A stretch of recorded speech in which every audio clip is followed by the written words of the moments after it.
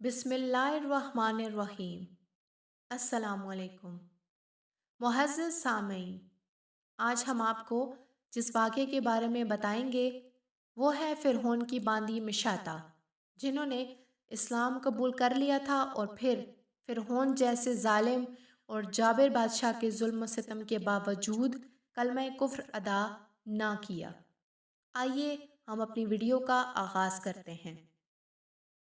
आज से तकरीबन 3000 साल कबल मिस्र पर एक जालिम और जाबिर बादशाह फ़िरऔन की हुकूमत थी, जो न सिर्फ एक जाबिर और सरकश बादशाह था, बल्कि उसने खुदाई का दावा भी कर रखा था और खुदाई हकीकी को ललकारने की जुर्रत की थी। फ़िरऔन नहायती बदकिरदार और जालिम तरीन शख्स था।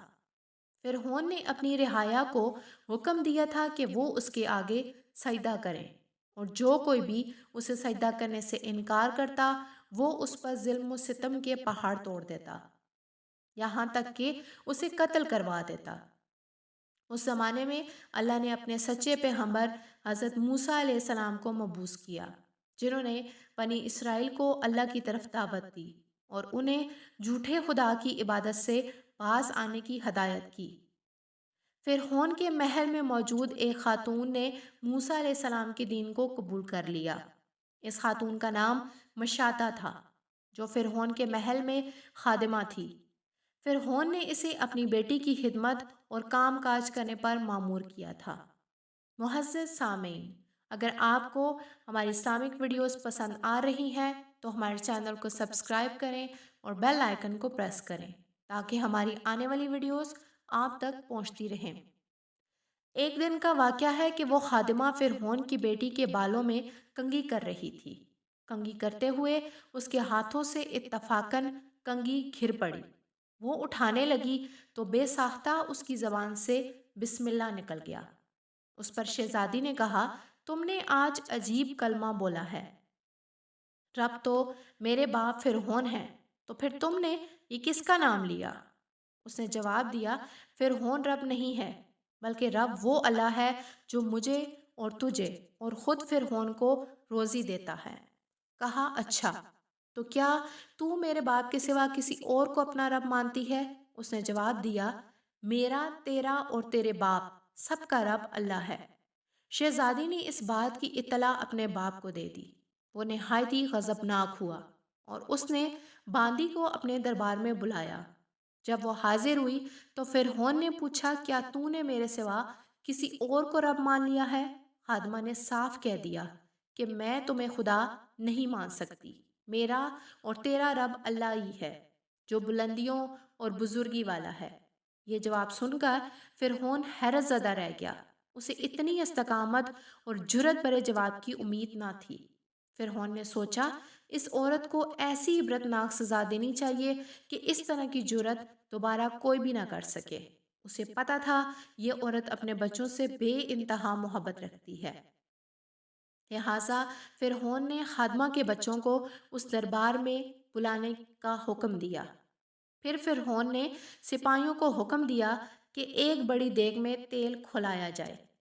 जब देग के अंदर तेल खूब तप गया तो फ़िरऔन ने हुक्म दिया कि इस औरत के तमाम बच्चों को एक एक करके इस खोलते हुए तेल में डाल दिया जाए। फ़िरऔन का हुक्म सुनते ही उस औरत की आंखों के सामने अंधेरा छा गया। खादिमा ने निहायत ही सब्र और इस्तेकामत से काम लिया। सिपाहियों ने इस खादिमा के एक बच्चे को पकड़ा और उसे घसीटते हुए लेकर जाने लगे। तो बच्चा कभी पुकारते हुए अपनी माँ से मदद तलब करता और कभी सिपाहियों से रहम की भीख मांगता, कभी फ़िरऔन की तरफ उम्मीद भरी नज़रों से देखता। सिपाही उसे धकेलते और घसीटते हुए देग के करीब ले गए। खादिमा अपने बच्चे की तरफ मोहब्बत भरी नज़रों से देख रही थी और उसे अलविदा कह रही थी। चंद लम्हात में उसके जिगर के टुकड़े को खोलते हुए तेल में डाल दिया गया और कुछ ही लम्हे में उस मासूम की हड्डियां तेल की ऊपर तैरने लगी। फ़िरऔन ने खादिमा की तरफ देखा और कहा, अब इस नादीदा खुदा को छोड़ दो और मुझे रब मान लो।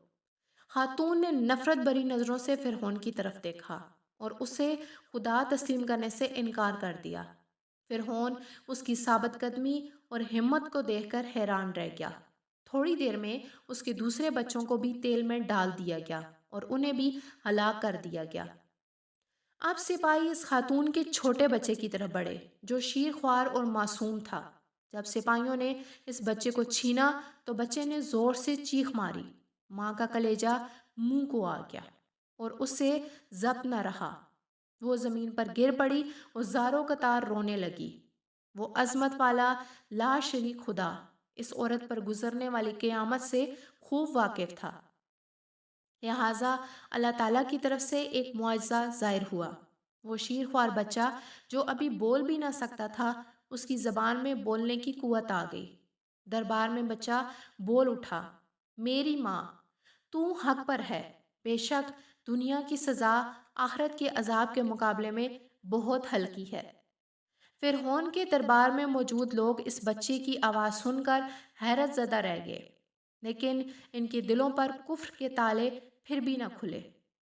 کچھ ہی دیر میں اس بچے کو بھی دیگ میں ڈال دیا گیا اور وہ بے خطا معصوم موت کی آغوش میں چلا گیا۔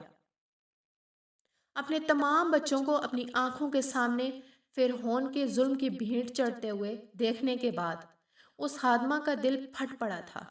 اگر وہ چاہتی تو اپنے معصوم بچوں کو اس دردناک موت سے بچا سکتی تھی۔ اسے صرف ایک کلمہ کفر پڑھنا تھا، مگر اسے یقین تھا کہ اس کے رب کے پاس اس کے لیے جو کچھ ہے وہ اس ختم ہو جانے والی دنیا سے کئی زیادہ ہے۔ اب سپاہیوں نے اس خادمہ کو پکڑا اور دھکیل کر دیگ کے پاس لے گئے۔ خادمہ کے ذہن میں ایک بات آئی۔